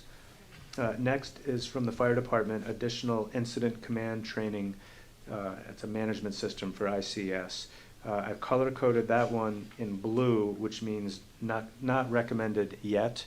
And part of the reason for that is available funding, but also the chief is looking at some other grants that might be able to partially cover that. So we're going to give that one a little bit more time to see if he can shake the trees. Next, from the fire department, replacing the ambulance cardiac monitors, $110,000. That's one where I'm recommending we fund it from our remaining marijuana host community agreement funds. We've tried to use that marijuana money for public safety and highway related and inspectional related services. So we're trying to keep consistent with that. Next is the fire department ladder truck. It's $2 million. It does not need to be replaced today, but it needs to be in the capital plan because they take years to construct and get delivered. So we need to get on it soon so that by the time we actually get the funding and then allow the amount of time for it to get constructed and delivered, that's when we're gonna need it. It's a big ask. I've asked the chief to go back and look at some lease purchase options to see if maybe a financing option might be a little bit more affordable. So I don't have that one funded yet. Next is $60,000 for fire department radios for their engine. Have that funded from the Marijuana Host Community Agreement funds. Firefighter turnout gear, $155,000, also funded from Marijuana Host Community Agreement funds. Next, from the Board of Health, needed building repairs at the recycling center building. This is really pretty important. I've had a lot of discussions with the health agent about it, and there are staff that work there in a building that isn't really up to proper codes. And they have a porta potty out there right now because they can't even use the bathroom in the building, so that needs to get done. Next is screening the compost pile at the recycling center. It's very expensive. It's $160,000. And again, this is just a really unfortunate one. It's the product of many, many, many years of illegal dumping in the piles when they haven't been monitored properly by staff overseeing the recycling center in past years. And so as a result, it's very expensive to hire contractors with very heavy screening equipment to sift through this and pull out all kinds of crazy, heavy-duty items and things that shouldn't be in there. So I don't have it funded yet, just because, again, there's limited funds, but that will need to get done at some point. Highway Department building envelope repairs for $40,000, funded from free cash. Highway Department rail trail improvements and crossing upgrades for $140,000. Again, I think that's very important. I'm not sure if we're gonna have the funding for it, so that's a wait and see. Highway and police have asked to repave the police station parking lot for $250,000. That's funded from free cash. Highway Department curbing and walkway improvements on Belmont, Pacific, and Reed Streets. I've walked those streets myself, so and I walk in the street because the sidewalks are so bad, so I can attest to that. Highway Department new wheeled excavator for $240,000. A new 10-wheel dump truck for $265,000, and roadway microservicing for $200,000, all funded from free cash. Are there any lease opportunities with any of those vehicles? I'm sorry, can you say that Any again? lease opportunities available for any of those vehicles? I will find out. Okay. Yep, I will find out. Good question. I mean, if we lease them now, and I think I referenced it the other day, is as long as there's no, prepayment penalties, Right. if there's a year that we have better free cash, we can potentially pay those things off. Nope, it's a fair Better question. I budget think years. the reason why I hadn't asked him yet was because just because of the dollar amount is like Yep. lower. It's usually the more multi-million-dollar ones, but there's no reason why we couldn't look at that as well. Absolutely. There was a request, a one-time salary training overlap request in the Highway Department, and we've taken that one off. And then next is the Highway Department engineering to continue the VFW Drive engineering for our application through the Mass Department of Transportation TIP project, $135,000. We're recommending that be funded from the Marijuana Host Community Agreement funds, again, because it goes right by essentially all the dispensaries, so it's directly related to them. Mhm. Personnel HR software that would modernize and it's written right there, our onboarding, offboarding, recruiting, benefits, et cetera. We're very old school, very paper heavy. We really do need to modernize that. Library sprinkler replacement for $20,000. I have that being funded under the other column, and that gray references reappropriating the balance of an older article that we've already funded, and there's an available amount left over, so we can just reappropriate that for this purpose. Next is the Parks Department replacing the Little League baseball fencing at Spring Street. That's going to be a tricky one. I think it is really needed. The Parks Commissioners advocated very strongly for that, citing that in some instances it could be a safety issue, so we do need to look at that. But it's expensive. It's $123,000, and it's the Finance Committee and kind of asked a lot of questions about that article, given that it's essentially just for a private sports league that's only used by a limited number of baseball users, and why isn't Little League paying for it, or Little League fees paying for it instead of all taxpayers? And so there was a back and forth on that. I do think it's important, so I have it in blue for now, and we'll come back to that. Parks Department, new 4x4 pickup with a plow, $73,000. Planning Department, updating the housing production plan. $25,000. That's very important because that's a requirement for us to be able to meet many milestones with the state, and especially to get into safe harbor and be able to say no to 40Bs in the future. Then move into the police department, a new animal control vehicle for $77,000, tasers for $159,000, all funded from free cash. 2 new police cruisers for $119,000. I have those coming from the marijuana host community agreement funds. And if I pause for a moment, if you go to the second page under the marijuana host community agreement funds, you'll see that totals a little over $579,000. It was like working with a puzzle. We have $580,000 available in marijuana host community agreement funds, so I feel like I hit the nail on the head with that one. And side note, unfortunately, you know, we may not be getting any or any more host community agreement funds even up until the current dispensaries renew their licenses. So this could be it for that, which is going to be hard for us, but you know, we got the most out of it. Now in red, I have 2 things highlighted from the recreation department. Repairs to the McKinley Community Center for $155,000. That's a variety of things that are just failing in the building. And then $75,000 to repave the community center parking lot. I have that highlighted in red just really as a question mark for all of us to think about, because we all know that our use of that building as a community center is uncertain. We'll know more in another month or 2 once we get the proposals back from the RFP. Once you review them and you decide what you want to do, you know, I think if we knew that we were going to leave the community center, I don't know that we'd want to invest $250,000 into a facility we're about to leave, or maybe you do. So I'm flagging that in red. I think that's an important policy decision. Next from the rec department is a portable stage for community events, $11,000. I think that's going to pay for itself, so they won't have to rent them every time. So then we go to the school department, has a number of requests. The first 2 I kind of lumped together because I've talked to them as a pair with Dr. Cron and Jane Hackett. The first is a request for $400,000 for foster and homeless student transportation. So $400,000 from free cash, and also $300,000 for special ed out-of-district expenses in FY25. So that totals $700,000. So that's a lot. That's a lot of money, and you know, that's part of why I gave you the information I did in the beginning about kind of the best practices and policies for use of free cash and other one-time funding. But I am recommending that we do this because these expenses have to be paid. And if we don't cover them here, it's going to be very painful for the school department to try to absorb that in their budget. So this is the least bad option as far as I can tell about how to accommodate that expense. Chromebooks for $200,000, security camera replacements for $87,000. I'm going to come back to Eston in a minute. Middle school vestibule security for over $295,000. A purchase or lease of student transportation vans for $150,000, and time and attendance software from the treasurer's office for $16,000. The one that I had highlighted in blue there is the Eston School, HVAC and electrical improvements for $500,000. I have that in blue for now, again, just because we have some decisions to make about how we're going to, you know, meet our bottom line. So you can see with and again, everything on this list is needed. To the extent I have anything coded in blue as pending, in my mind, it's not because it isn't needed. It's just availability of funding. So everything I have outlined here, you see I'm fully funding the marijuana funds. I'm using an old capital article and our cemetery revolving funds. And what I've identified here is a little over $3.7 million out of a roughly $4 million target.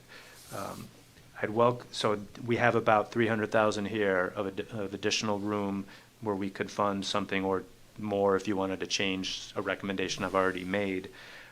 There's a chance we could get a higher free cash certification than the $4 million I referenced. We should know that by your next meeting, and I can communicate that to you ahead of time so you can think about it.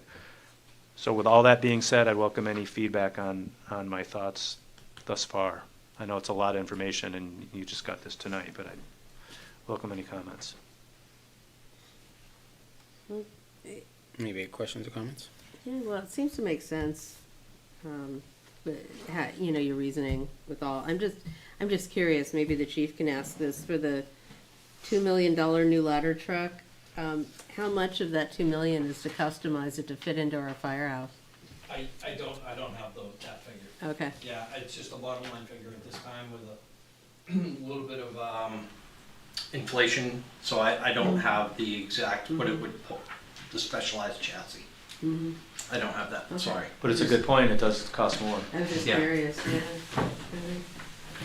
Mhm. Just curious, the two new police cruisers, are those going to be two new additional ones, or are they? It's, well, they're constantly rotating their fleet, Rotating? so. Yeah, we you- started a program, Yeah.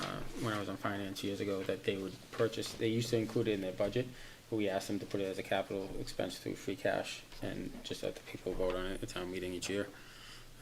But it keeps their cruisers, their maintenance costs so low, because they're constantly moving with new cruisers and stuff like that, keeping the miles down.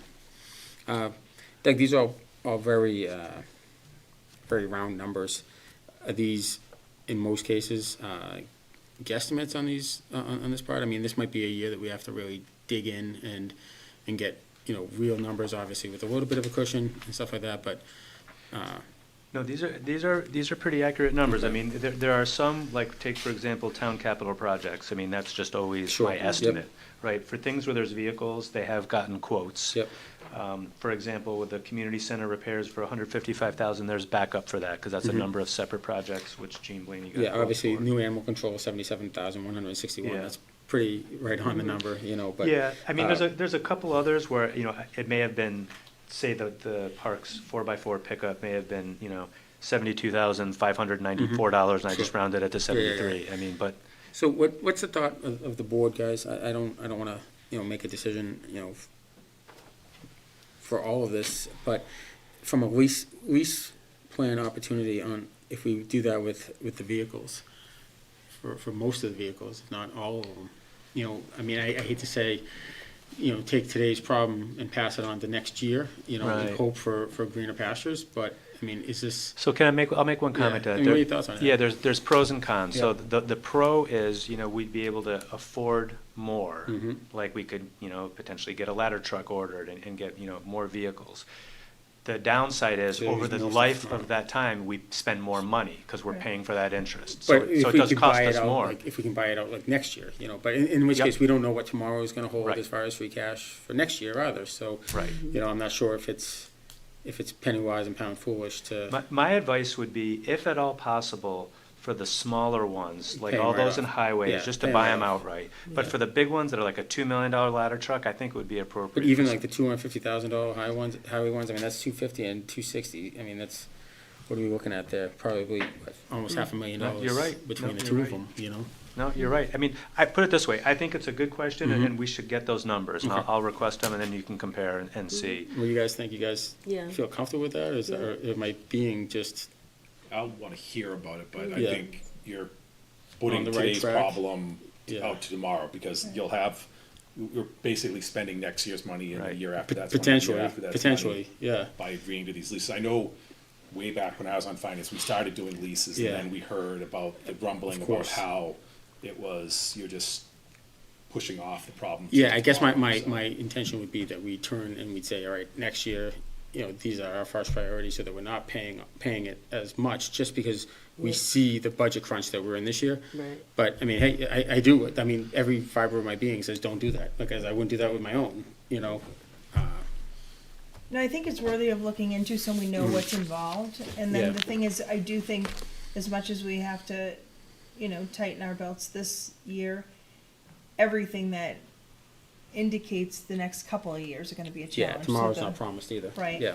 I do have a question, and by the way, I am all for it, but I just, in terms of the active shooter response training, can you just explain how that works, or teach, is it, yeah, I'm just curious about, like, is it like one time, or is it ongoing throughout the year? And then is this something that, is like an ongoing thing every year, or, I just wanted to learn a little bit more about it, but like I said, So I this, fully this recognize the need. specific program is, I would call it step one, but it's a very big step one.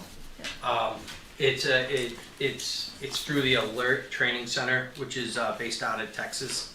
I believe it's Texas A&M. They come up. It's funded by the Department of Justice. So the cost of the class, the cost of the instructor travel to come up and teach is nothing.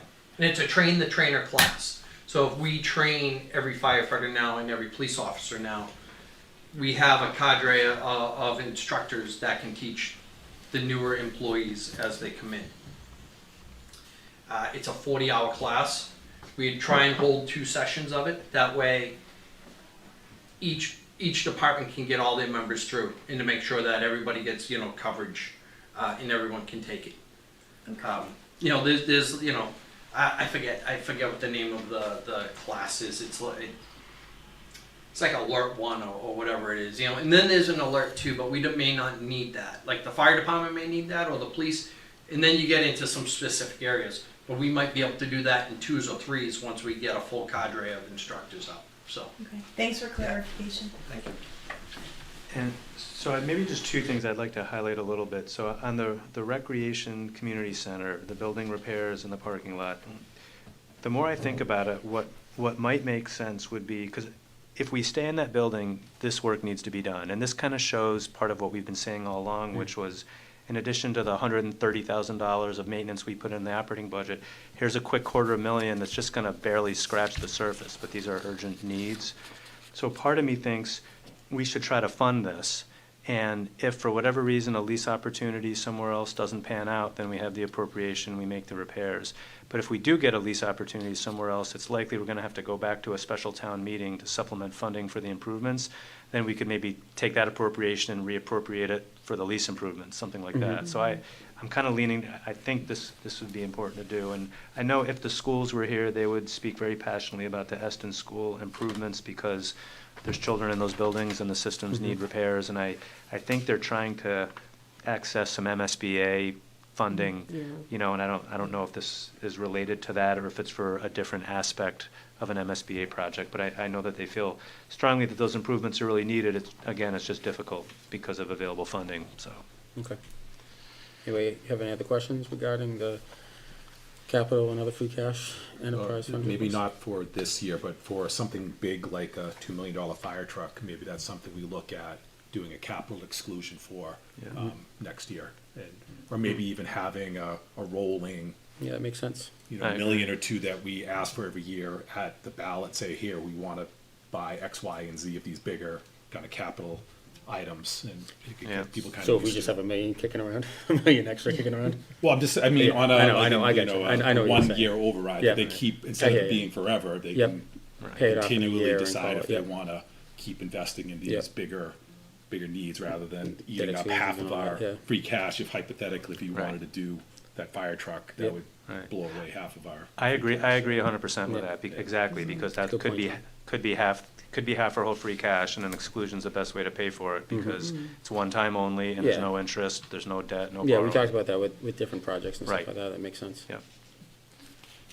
All right, so, and if you think of something later, because this is not final, feel free to give me a call or shoot me an email. I just want to make sure that I'm not missing any priorities. So then if we go to the operating budget, if you go to the operating budget, you'll see the summary sheet. I thought I would just go over just selected things that I've highlighted in yellow, but you have the entire line item budget, every single department. So on that cover sheet, you see we have an updated school number at $30,731,000. That represents a 3.1% increase. So we've done a lot of work to get their budget up. And also you'll see down below, we've identified on the cover sheet what we talked about before, which the board suggested, which was spreading out that $35,000 between OPEB stabilization and capital stabilization. So you see those identified. The next page, when you flip that over on the back, you see the 70-30 split with the schools. And again, this is an extremely unusual year. So it's really a 100% plus 300. It's a 100% plus $300,000 to zero split this year because of the way that state aid shook out. I'm recommending that we give the school our 30%, and we give the school an additional $300,000 from our net Medicaid revenue to help get their budget closer at least to where it needs to be. So that's the 70-30 split calculation. So if you flip through the operating budgets, there's just a couple I'd like to highlight. If you go to the Assessor on page 4, there was just a very minor change because we've had some staffing changes there where we had somebody new move into the assessor, and there's been some musical chairs and people shifting, so we just had to make sure to check the union contracts and make sure people were getting paid at the right step. So that was a minor change there. And feel free to stop me if I skip by anything else that you want to talk about. But the next one is not until page 19, which is snow and ice. So at the last meeting, John had asked about breaking out the highway superintendent's snow and ice stipend. So I spent some time really thinking about this. And all I was really able to come up with is what I am showing here, which is out of the $150,000 snow and ice budget. Out of that, I broke out the amount of the actual stipends that we pay to about a dozen employees. So those stipends total $24,500. So those are true stipends, meaning at the beginning of the year, there's a lump sum, $1,200, $1,300, whatever it is. It's a lump sum stipend that gets paid to the employee regardless of how much it snows, whether they get called out or not. When they do get called out and they have to plow, they get an hourly rate after that. But it's a true stipend. That's a known amount. It's in writing. We pay it every year right out of the top. So that, I think, makes, I have no problem breaking that out because that gets paid out of snow and ice, so you can see the split. The highway superintendent is different, and we kind of euphemistically call it a stipend, but it's not truly a stipend because he doesn't get paid a lump sum at the beginning of the season. He doesn't get that stipend at all. All he gets is an hourly rate if he actually goes out and plows. So that number is never known ahead of time. It might be nothing if it never snows and never needs to go out. But there is a cap on it up to $10,000. And I think part of what John had suggested earlier was we'll just break out that $10,000 and put it in his budget. But the problem is that gets funded out of snow and ice. So if I take it out of here and put it in highway, then I'm reducing the snow and ice budget. And that's a problem with the Department of Revenue. If we cut our snow and ice deficit, our snow and ice appropriation, that's a problem.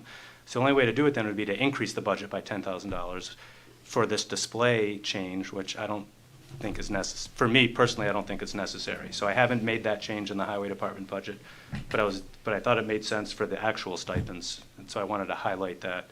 Hopefully that makes sense. I don't know if everybody was following, but does that make sense? John, your thoughts? Yeah, no, I guess my thought process for initially asking for this is the highway superintendent's an elected official. Typically, elected officials, whatever they get paid is set at town meeting. And I could see that if this was like a one-off thing that we did one year, but it's been, 10 years at least that we've been, this is before Dave that we were doing this, I was on the board of selectmen already, and Dave was superintendent. 'Cause Okay, Dave I thought came this to us. dated back. I want to say it was, you know what, Rich Penny was on the board already then too, so it was 5 years? 5 years ago? 4 or 5 years ago? All I right, think it's 5 years, since it's recurring, if there's a way to then show it in his compensation, which I understand that he doesn't always make the $10,000. Like if you have a not too Mild snowy winter, year. yeah, sure. I don't know. It just I feel weird about voting something that we know is going to keep coming up over and over again versus having the voters at town meeting have a say on it. If there's no way to easily do that, I understand that you can't. It is paid out of snow and ice, but it's not really a stipend. It's kind of weird. It's a potential stipend. Yeah, so it's I just Yeah. would feel better if we weren't making that decision because it's a known thing. We're not going to stop doing it, right? I'm assuming next year we're going to vote that. Yeah, down. I would assume so. But I mean, So- I guess we could look at it. I mean, the residents do vote for us, so they are getting a say. You know, they're putting us in a position to make that decision, I suppose. So, And I guess so there is some say in it, I guess. I'm sorry, I didn't mean to Go ahead. interrupt. Go ahead.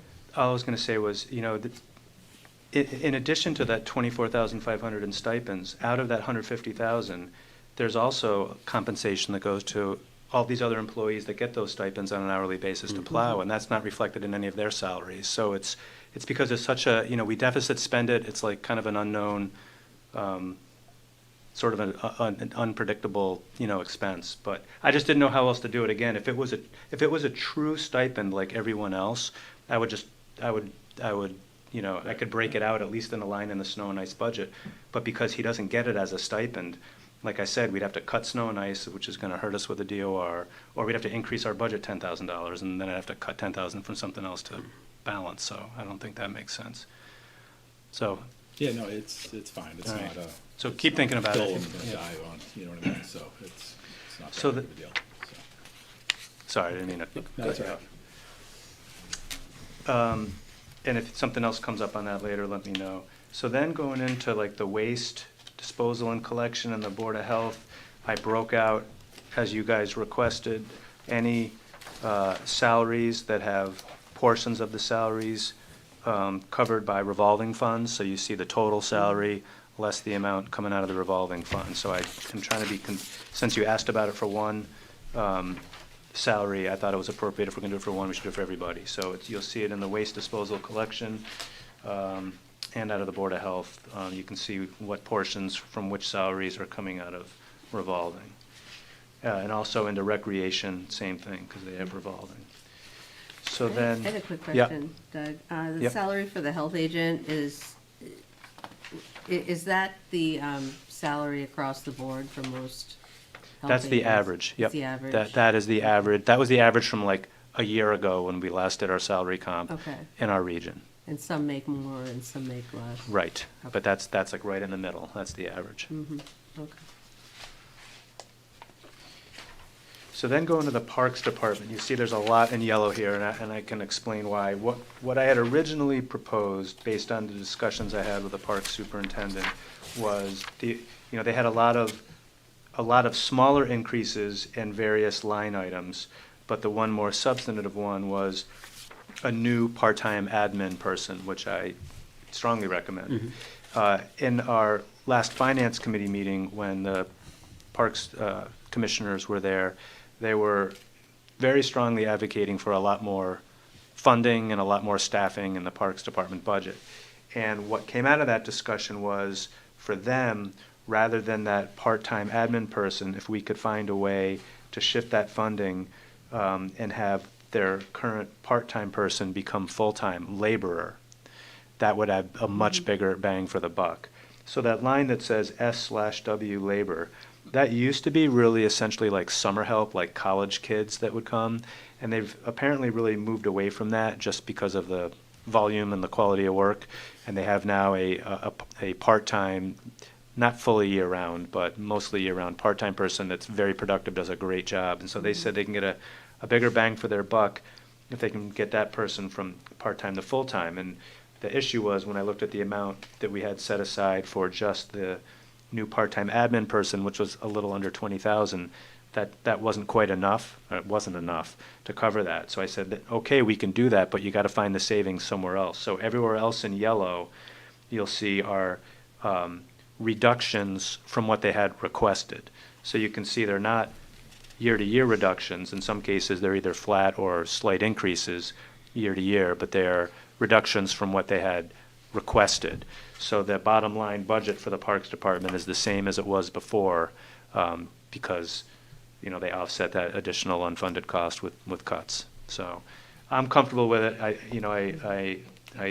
I trust their judgment that this is gonna get them more help, and it's tough with them because they're such a small department. When there's one or two people out sick or on medical or whatever, there's just not enough bodies to get the work done. So that's a change in Parks. Then on the last page, group health insurance, good news there. We were able to get our health insurance premium increase down from 4.8% down to 3.8%. So that's good news.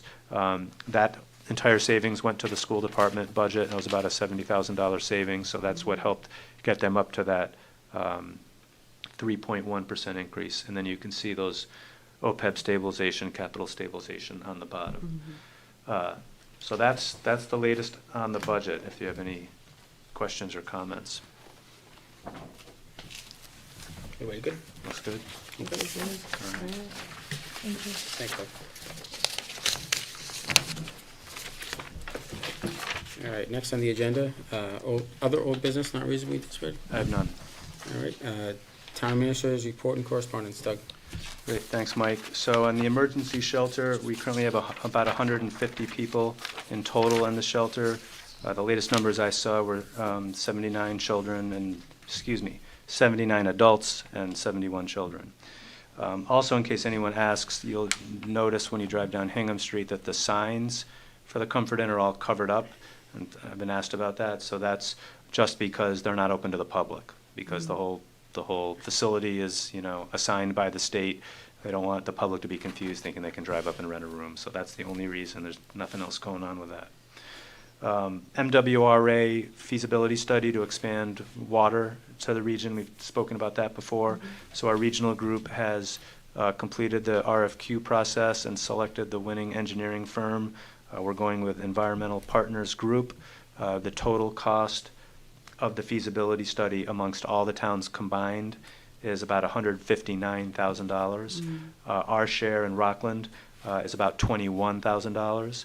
So we'll be submitting our ARPA application. We're all going to submit identical ARPA applications to fund our respective shares within the next week or so.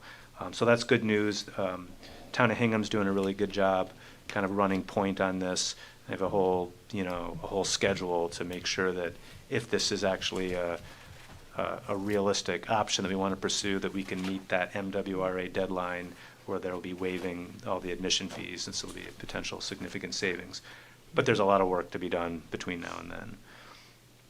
On the rec center, a lot of work going on behind the scenes. Though, as you know, we issued the RFP several weeks ago, and proposals will be due on March 22nd. So we'll be discussing that once hopefully we get one or more proposals in from the RFP.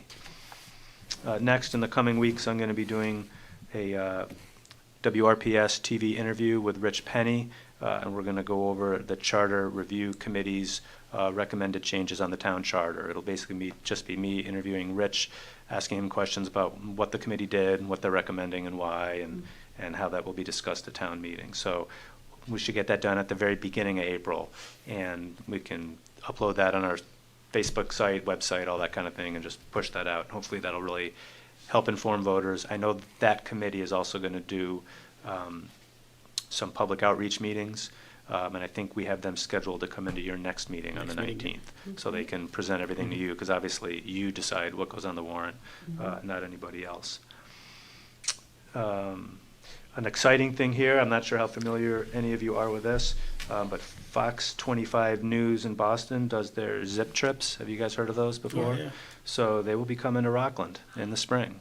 So I've been working with them on that, and I'll follow up with you about some of the details to come. So that'll be a fun thing, something good.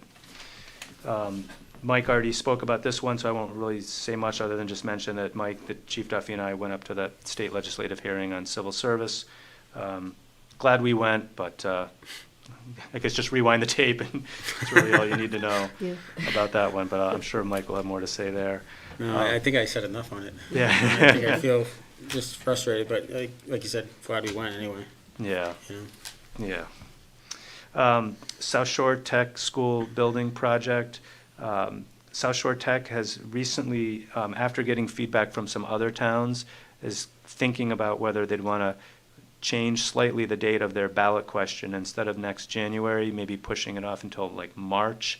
Some other towns had concerns just about the weather in January, and really bad weather could suppress turnout, and maybe pushing it a couple months later, they'd get better turnout. So that's something they're talking about. Don't know the answer to that. And just as a follow-up, I can't remember if I mentioned it before, but I did hold a meeting with all the other town managers in the region, and we are all discussing at that ballot to also put a debt exclusion question on that ballot, so people understand there's a school project, but it will need to be funded from a debt exclusion, so they get a bigger picture. And I think all towns are similarly think that makes sense. And then lastly, the board already knows this, but I'll just say for the public, it is with regret that I announced that our outstanding Human Resources Director, Stacy Callahan, is going to be leaving us in about a month or so. She's going to be pursuing another opportunity in a different town, which is a great opportunity for her. I wish her the best. I know she will be very successful, but it's going to be a huge loss for us. I really can't stress this enough. I'm so nervous about it. The posting is already up. It's on the board. It's on the website. It's already out. I did a WATD radio interview this morning, and I put the pitch out. You know, it's a tough position to fill in municipalities because, you know, good HR directors can make a lot of money in the private sector, and so it's difficult, but it's a critically important job. So I'd like to put this on, if it's okay with Mike, on the next selectmen's agenda where we can talk about the process for hiring that position. But I just want to, I'm sure we'll have more public thank yous and discussion with Stacy before she leaves. But What's the last day? I think it's going to be like the middle of April, beginning of April, but I have to, I don't have the exact date. I've kind of repressed it all, to be honest. So, it's in April sometime. Do you need a minute? You good? Say that Do again? you need a minute? Are you Yeah, okay? I got to talk to Take some deep HR. breaths. Yeah, I'm good. But, so that's big news, and that's all I have tonight. All right, thank you, Doug. Selectmen's comments and opinions expressed by individual members do not necessarily reflect the views of the Board of Selectmen and are the opinions and comments of only the individual member. Select Board Member Elwood? Keep it quick. Happy birthday, Rockland. So. Okay, thanks, John. Select Board Member Childs? Oh, same. Happy birthday, Rockland. It's kind of cool. There's going to be several events during the year to commemorate the 150th birthday. You know, I unfortunately will be out of town on Thursday for the cake. I would really wish I could be here, but my husband's documentary has made it into the Ocean City, Maryland Film Festival. And congratulations, Stacy. We will miss you terribly, but I know that, you know, you'll have a lot of future success. So that's it. Thank you, Lori. Vice Chair Needham? I guess it's been said, but I'll say it again. Happy 150th Rockland. I'll look forward to being here on Thursday. Friday, at the Rec Center, they have the Poetry Slam, which is at 7 o'clock. And it's actually a Town of Rockland theme, so it'll be interesting to see, you know, how in honor of the 150th. So it'll be great to see what comes out of that. Are you in it again this year? Am I in it? Yeah. I am. Okay, all right. Have I written them yet? Probably not. Working on it. I'm sure. Thank you, Tiffany. So yeah, obviously, like everybody said, you know, we're doing cake. Tiffany actually was very helpful in securing the cake from Montilio's Bakery, so we appreciate that. Rockland's 150th birthday is March 9th, 1874. This year, 2024, but we'll be celebrating it on Thursday, seeing as it falls on a weekend. Doug, you alluded to it earlier. Somewhat frustrating testifying yesterday. Felt as though we weren't quite heard. You know, and for the chairman of the committee to push back on a portion of the testimony that Chief Duffy brought up and say that the chief was wrong in his interpretation, only to find out from Senator Keenan that the chairman was actually wrong in his interpretation. The chief was correct. It leaves me with little to no faith in that committee listening to what we actually had to say. Also a reminder, on Sunday, March 10th, I'll be hosting with Dan Biggins, Mike Mullen, Pam Murphy, and Jackie Barati over at Players, the second annual Blondie Brunch. Proceeds of the 50-50 raffle, which are still available, 50% of it goes to Rockland Holiday Magic, which buys Christmas presents for underprivileged families throughout the town. The other 10,000 goes to whoever wins. And then there are very, very few admission tickets available, but there are still some raffle tickets available. So reach out to me or any of the other people I just said. Hope to see you there. Steve Sweeney, the comedian, and Dave Foley Band, an Irish band, will be the entertainment. And with that said, I'll entertain a motion to adjourn. Motion to adjourn. Two of them. Okay, so I got a motion. I have a second. Second. Motion and a second. All those in favor? Select Board Member Childs. Yes. Select Board Member Elwood. Yes. Vice Chair Needham. Yes. And myself. Thank you, everyone. Have a great night.